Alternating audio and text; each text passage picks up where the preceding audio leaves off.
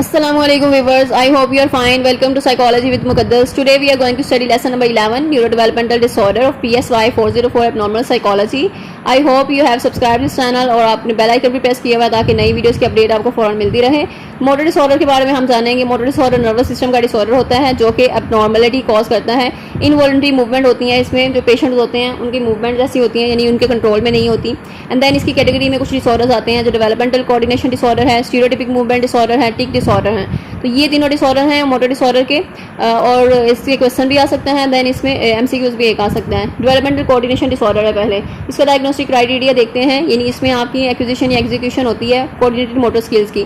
इसमें बच्चे के जो मोटर स्किल्स हैं उससे जो वो इफेक्ट होते हैं, डेफिसिट्स होता है उनके मोटर स्किल्स में, वो उस तरह से चीज़ें नहीं कर पाते जिस तरह दूसरे बच्चे करते हैं। वो उस तरह चीज़ों का हैंडल नहीं कर पाते, यूज़ नहीं कर पाते, कंट्रोल नहीं कर पाते, उनका जो मूवमेंट है उनकी उसमें इम्बैलेंस होता है। तो देन ए जो है वो इसमें यही बता रहे हैं। तो मोटर स्किल्स हैं जैसे कि वो बच्चा जो है वो चीज़ों को ड्रॉप कर देगा, ठीक है, चीज़ें उसके हाथ से गिर जाएंगी, या फिर वो जो है दूसरे ऑब्जेक्ट्स में टकराएगा। एंड देन चीज़ों को वो उस तरह पकड़ नहीं पाएगा, हैंडल नहीं कर पाएगा, यूज़ नहीं कर पाएगा, सीजर्स को यूज़ नहीं कर पाएगा, और डिफरेंट नाइफ को यूज़ नहीं कर पाएगा। उसकी हैंड राइटिंग उस तरह की नहीं होगी, बाइक जो है वो राइड नहीं कर पाएगा, दूसरे स्पोर्ट्स में वो पार्टिसिपेट नहीं कर पाएगा। तो ये सारी चीज़ें हैं, उनकी जो परफॉर्मेंस है मोटर स्किल्स की वो इनएक्यूरेट होती हैं, स्लो होती हैं, क्लमजीनेस, बहुत लेजी होते हैं। तो ये सारे जो है वो मैनिफेस्ट करते हैं सिम्टम्स के, वो उनको जो है ये डिसऑर्डर है। तो मोटर स्किल्स जो है वो डेफिसिट क्राइटेरिया ए में जो मेंशन किए गए हैं, परसिस्टेंटली इंटरफेयर करें उनकी डेली एक्टिविटीज़ को, जो भी वो करते हैं, to appropriate to chronological age, यानी कि उनकी एज के हवाले से अगर मतलब दूसरे बच्चे जो हैं वो उस तरह सारी परफॉर्मेंस कर रहे हैं लेकिन वो नहीं कर पा रहे, तो सेल्फ केयर या सेल्फ मेंटेनेंस में वो फेल हो चुके हैं। और ऑनसेट इस सिम्टम्स का या ऑनसेट जो है वो कब शुरू होता है, यानी कि अर्ली डेवलपमेंटल पीरियड में ये स्टार्ट हो जाते हैं symptoms. And then motor skills deficits होते हैं जो कि दूसरे are not better explain by intellectual disability, या दूसरे डिसऑर्डर्स जितने भी हैं उनको हमने रूल आउट कर देना है। ये देखने के लिए सिर्फ यही डिसऑर्डर है और यही रीज़न है, बाकी दूसरे जो डिसऑर्डर्स हैं उन वो रीज़न नहीं है। Then stereotypic movement disorder. Stereotypic means repetitive, यानी कि इसमें रेपिटेटिव सीमिंगली ड्राइवन, यानी ऐसा लगता है कि मोटिवेटेड हैं वो करने के लिए ये काम, तो उन्होंने जो ये काम लाजमी करना है, ज़रूर करना है। वो अपेरेंटली जो है वो पर्पसलेस मोटर बिहेवियर होता है, यानी उसका कोई मकसद नहीं होता, ये अपने आप को नुकसान पहुंचाने के लिए करते हैं। या हैंड शेकिंग, वेविंग करते हैं, बॉडी रॉकिंग करते हैं, हेड बेंजिंग करते हैं, यानी अपने आप को नुकसान पहुंचाते हैं। अपने सर जो है वो दीवारों में मारना, सेल्फ बाइटिंग करना, या अपनी बॉडी को नुकसान देना, ये सारी चीज़ें इंजरियस बिहेवियर जो है ये करते हैं। रेपिटेटिव मोटर बिहेवियर होता है जो कि इंटरफेयर करता है इनकी सोशल, एकेडमिक और दूसरी एक्टिविटीज़ में। एंड देन ऑनसेट क्या है, अर्ली डेवलपमेंटल पीरियड में स्टार्ट हो जाती हैं symptoms. And then repetitive motor behaviour जो है वो एट्रीब्यूटेबल नहीं है to physiological effects of substance, यानी कि दूसरा जो ड्रग्स वगैरह है उसका तो ये इफेक्ट तो नहीं है, तो ये हमने रूल आउट करना है। या न्यूरोलॉजिकल कंडीशन तो नहीं है, ये दूसरी डिसऑर्डर्स तो नहीं है, ये हमने इसमें से रूल आउट करना है। And then stereotypic movement disorder का क्राइटेरिया देखा हमने, उसके बाद उसके स्पेसिफायर देखना है हमने। स्पेसिफायर भी यही देखते हैं हम तीन चीज़ें, ये सेल्फ इंजूरियस बिहेवियर के साथ तो नहीं है, या फिर विदाउट सेल्फ इंजूरियस बिहेवियर के साथ है, या एसोसिएटेड है विद नॉन मेडिकल और जेनेटिक कंडीशन, यानी कि दूसरे मेडिकल या जेनेटिक कंडीशन है, इससे न्यूरो डेवलपमेंटल डिसऑर्डर है। और ये तीनों चीज़ें देखनी है हमने। And then mild moderate severe भी, इसकी स्वेयरिटी लेवल एक जो है वो है एक स्पेसिफायर।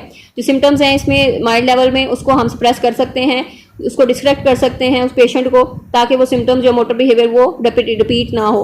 मॉडरेट में हम देखते हैं, मॉडरेट में जितनी भी सिम्टम्स हैं जो बिहेवियर मॉडिफिकेशन है उसको हम यूज़ करते हैं। And then different therapies use करते हैं, प्रोटेक्टिव मेजर्स वगैरह यूज़ करते हैं। स्वेयर में हम कंटिन्यूस मॉनिटरिंग करते हैं, यानी उस पर नज़र रखना, मुसलसल उस पर नज़र रखना, और प्रोटेक्टिव मेजर्स वगैरह रिक्वायर होते हैं इसमें, क्योंकि स्वेयर लेवल होता है तो इसलिए ज़्यादा उस पर केयरफुल रहना है। देन टिक डिसऑर्डर्स हैं। टिक डिसऑर्डर मीन टिक सडन जो है रैपिड रिकरेंट, यानी बार बार अचानक ही वो तेज़ी से जो एक मूवमेंट जो इनवॉलंटरी मूवमेंट होती है या वोकलाइजेशन होती है, यानी एक साउंड बार बार एक ही साउंड प्रोड्यूस कर रहे हैं। या मसल ट्विचिंग होती है, यानी कि मसल्स जो हैं आपके उस तरह वो खींचते हैं muscle. And then eyes blink होती हैं आपकी बार बार, जिस पे आपका कंट्रोल नहीं होता, तो ये टिक्स होते हैं। टिक्स तो इनवॉलंटरी मूवमेंट्स होती हैं। एंड देन लोग जो है इसको कंट्रोल नहीं कर पाते, अगर वो उसको रोकना भी चाहें, सप्रेस करना चाहें, तो वो थोड़ी देर के लिए कर पाएंगे, अदरवाइज ये डिस्कम्फर्ट उनमें कॉज करेगा, जिसकी वजह से वो परफॉर्म, जब तक वो टिक डिसऑर्डर ना कर लें, टिक परफॉर्म ना कर लें, तब तक उन्हें सुकून नहीं मिलेगा। सो इसमें टिक डिसऑर्डर में दो इंपॉर्टेंट जो डिसऑर्डर्स हैं, एक टूरेस्ट डिसऑर्डर है, ये इंपॉर्टेंट डिसऑर्डर है टिक डिसऑर्डर में।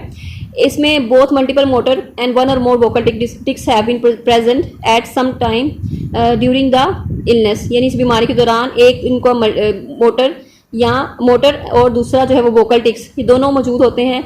मल्टीपल मोटर होते हैं और वन और मोर वोकल होते हैं। वोकल मीन आपका साउंड के जो टिक्स होते हैं, एक साउंड बार बार प्रोड्यूस कर रहे हैं। और मोटर मल्टीपल मोटर उसमें होते हैं, मल्टीपल मोटर इन मूवमेंट्स होती हैं। बी जो है टिक्स में wax and when in frequency but have persisted for more than 1 year, यानी कि जो टिक्स हैं वो उनकी तादाद जो है वो घटती और बढ़ती रहेगी, लेकिन वो परसिस्टेड हैं, वो आप में 1 साल के लिए वो रहेंगे आपके ऑनसेट के बाद। तो ऑनसेट आपका 18 ईयर्स के पहले ही है। And then disturbance is not attributable to the physiological effect, यानी कि दूसरे सब्सटेंस वगैरह का तो असर नहीं है, यानी कि कोकेन वगैरह या दूसरे ड्रग्स वगैरह या मेडिकल कंडीशन, तो ये सारे हमने चीज़ें रूल आउट करनी है। And then persistent chronic motor और वोकल टिक डिसऑर्डर।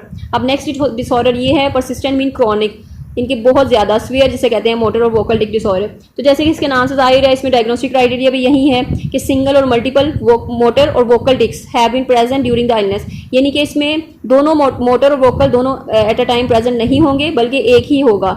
मल्टीपल होगा, बहुत ज़्यादा होगा, बट मोटर या वोकल होगा। द टिक्स में wax and wane, b criteria वही है जो ऊपर पढ़ चुके हैं हम। ऑनसेट इसका भी वही है। डिस्टर्बेंस भी वही है इसमें कि एट्रीब्यूटेबल नहीं है, दूसरे कॉजेज वगैरह उसको करना है हमने। एंड देन ई जो है criteria have never been met for Tourette's disorder, यानी कि टूरेट्स डिसऑर्डर वाला क्राइटेरिया इसमें ना हो, तो टूरेट्स डिसऑर्डर से ना मिलता हो, बल्कि इसमें सिर्फ मोटर हो या वोकल हो, टिक्स हो, दोनों में से एक हो। दोनों होंगे तो वो टूरेट्स डिसऑर्डर हो जाएगा। सो ये भी हमने इसको रूल आउट करना है। फिर while diagnosing persistent chronic motor और vocal disorder we need to specify कि वो मोटर टिक्स हैं या वोकल टिक्स हैं या दोनों हैं, तो ये भी एक स्पेसिफायर है। और इसको आपने वैसे भी याद कर लेना, क्वेश्चंस भी इस पे आ सकते हैं कि ये परसिस्टेंट जो क्रॉनिक मोटर डिसऑर्डर है इसका क्राइटेरिया क्या है या इसका स्पेसिफायर क्या है। तो डिफरेंट इस तरह के क्वेश्चन आ सकते हैं। क्राइटेरिया भी पूछा जा सकता है आपसे, स्पेसिफायर पूछे जा सकते हैं। तो क्वेश्चन इसमें डिसऑर्डर्स के इसी तरह के ही आते हैं। एंड देन क्वेश्चन जो एमसीक्यूज थे वो भी मैंने आपको गाइड कर दिया कि एमसीक्यूज किस टाइप के आ सकते हैं आपको। If you didn't understand anything you can ask. And मिलते हैं नेक्स्ट लेक्चर में। टिल देन टेक केयर, अल्लाह हाफिज़।